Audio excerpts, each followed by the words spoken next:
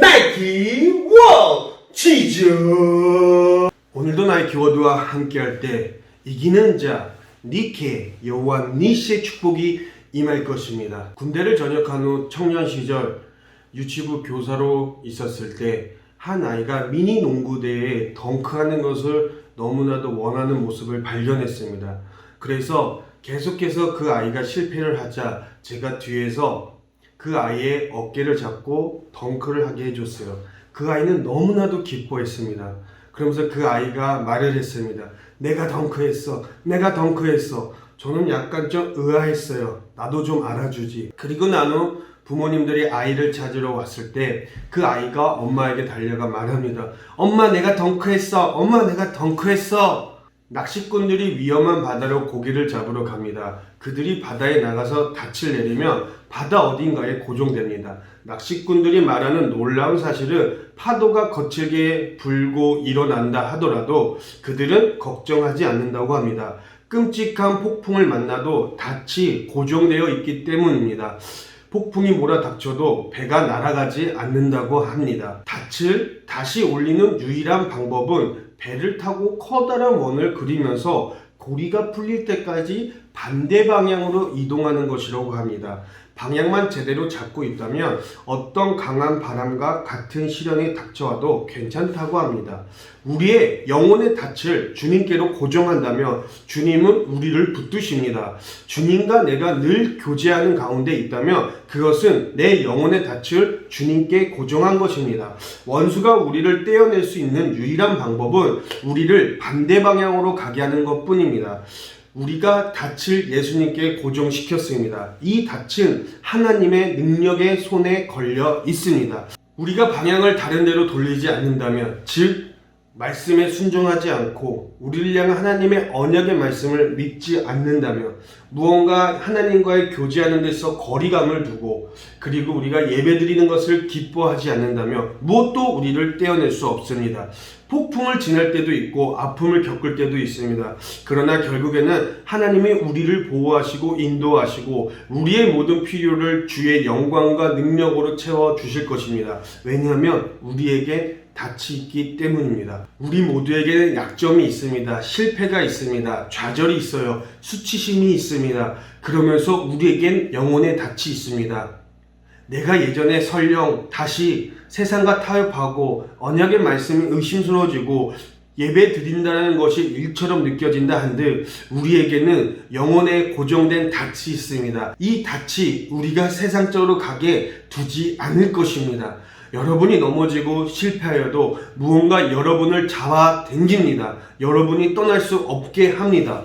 어렵습니까? 힘듭니까? 삶에 기쁨이 없습니까? 넘어지셨습니까? 시편 37편 23절 말씀에 여호와께서 사람의 걸음을 정하시고 그의 길을 기뻐하시나니, 이것을 영어 성경으로 보면 더 세밀하게 나옵니다.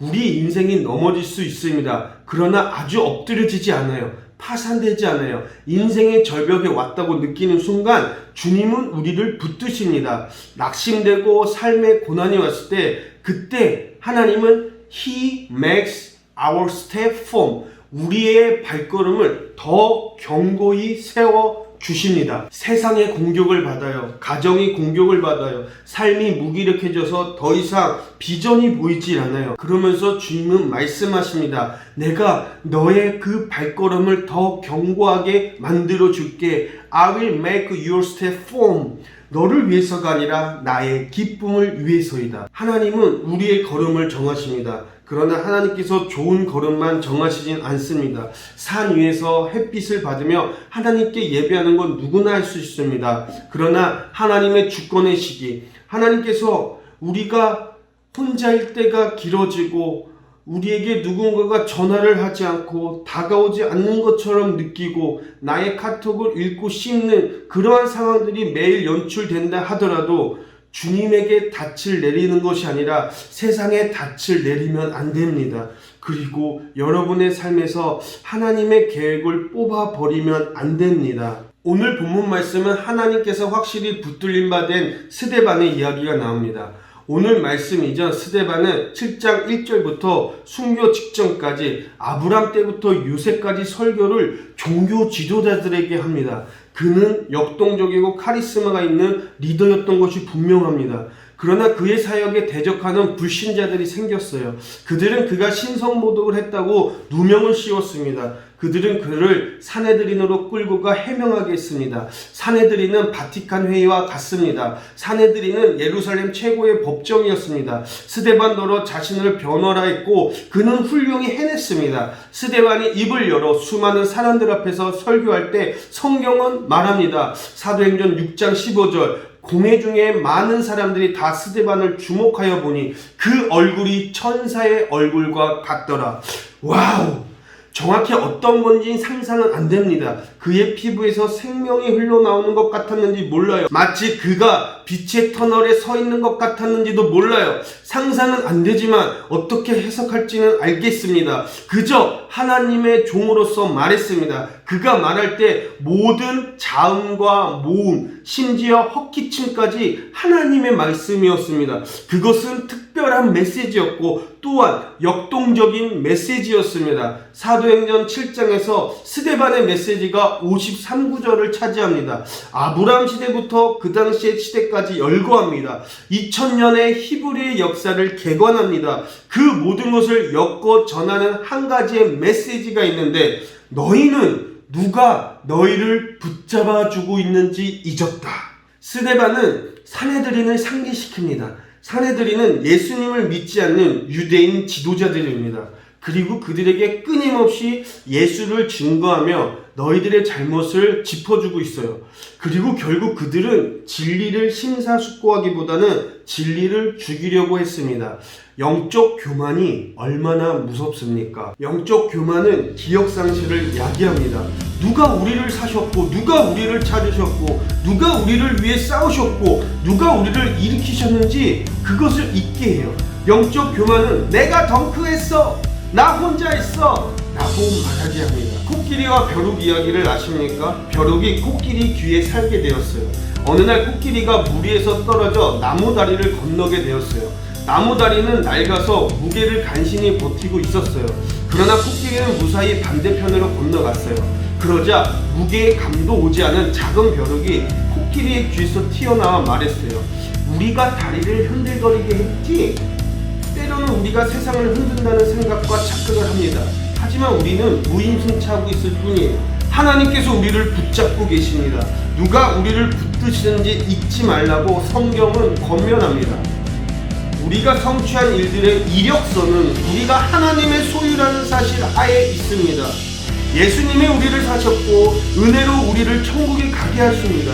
이런 이력서로 취직할 수 있을지 모르겠지만 매우 정직한 이력서임에 틀림없습니다. 스데반은 이것을 결코 잊지 않았어요. 그리고 스데반은 이것을 사내들인에게 일깨우려고 했습니다. 너희 힘으로 이 땅을 획득하지 않았다. 너희는 율법을 받았지만 불순종했다. 너희는 하나님이 성전에 갇힐 수 있을 정도로 작다고 생각했다. 사내들이는 그것을 받아들이지 못했습니다. 왜냐하면 교만한 마음은 교종을 받아들이지 않기 때문이에요. 스데반은 예수님을 기억했어요. 하나님이 하신 일을 기억했습니다. 스데반이 예수님을 기억했기 때문에 예수님이 스데반을 기억하셨습니다. 스데반은 결코 하나님을 제한하지 않았습니다. 스데반은 결코 하나님의 규례와 말씀을 외면하지 않았어요. 스데반은 결코 하나님이 주신 거룩한 이 땅을 오염시키지 않았어요. 스데반이 그렇게 할 수 있었던 이유는 바로 하나님께 붙들렸기 때문입니다. 하나님께 붙들린 바 된다는 것은 영적인 교만의 앞잡이인 사내들인을 무너뜨리는 거예요. 다시 말해 하나님보다 더 높아지려고 하는 내 마음속의 사내들인을 무너뜨리는 것입니다. 하나님께 붙들린 바 되는 삶을 누리고 싶으십니까? 여러분의 모든 것을 하나님의 것으로 인정하십시오.